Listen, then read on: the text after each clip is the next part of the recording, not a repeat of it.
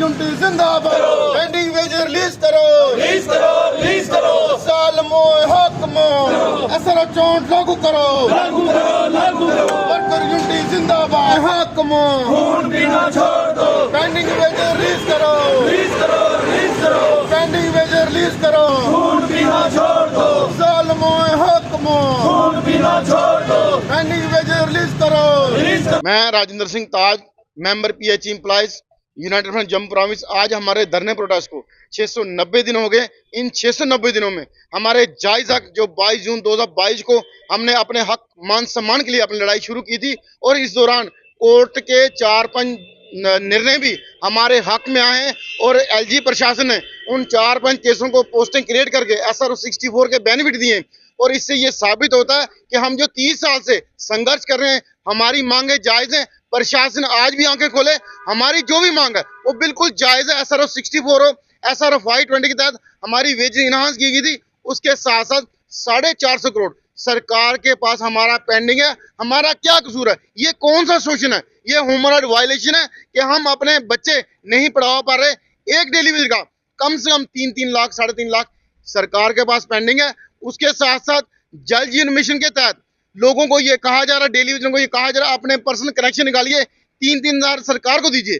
आप बताइए, जिस डेली वेजर ने 3 लाख के करीब या 3.5 लाख सरकार से लेना, वो 3 हज़ार और क्यों दे? उस 3 लाख से 3 हज़ार काट लें। उसके साथ साथ लगातार आज देखिए 13 तारीख हो गई है, 6 तारीख को चीफ साहब ने हमारे वेजेस रिलीज की थी, और आज तक वेजेस लोगों के मैक्सिमम डिवीजन में अकाउंट में नहीं आई। आज क्या ये 2 महीने जो होते हैं, मार्च, अप्रैल, मई, इनमें बच्चों ने नई क्लासों में जाना होता है, यूनिफॉर्म लेनी, बुक्स लेनी होती है, उसके साथ और भी कई खर्चे हैं। लेकिन सरकार की तरफ से हमारा जो 450 करोड़ पेंडिंग वो रिलीज नहीं किया जा रहा।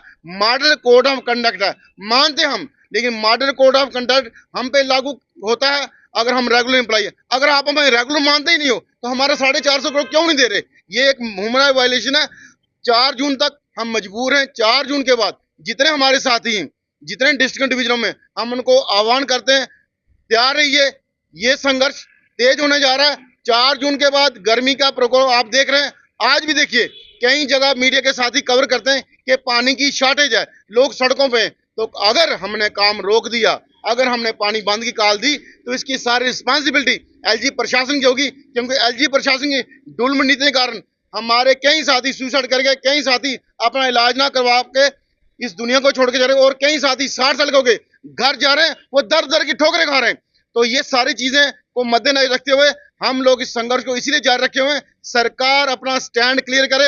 अगर कोर्ट ने भी कह दिया है, हम भी पिछले 30 साल से कह रहे हैं, और सरकार को क्या चाहिए और कौन सा सबूत चाहिए? हमारी गर्दनें काट के लेनी है।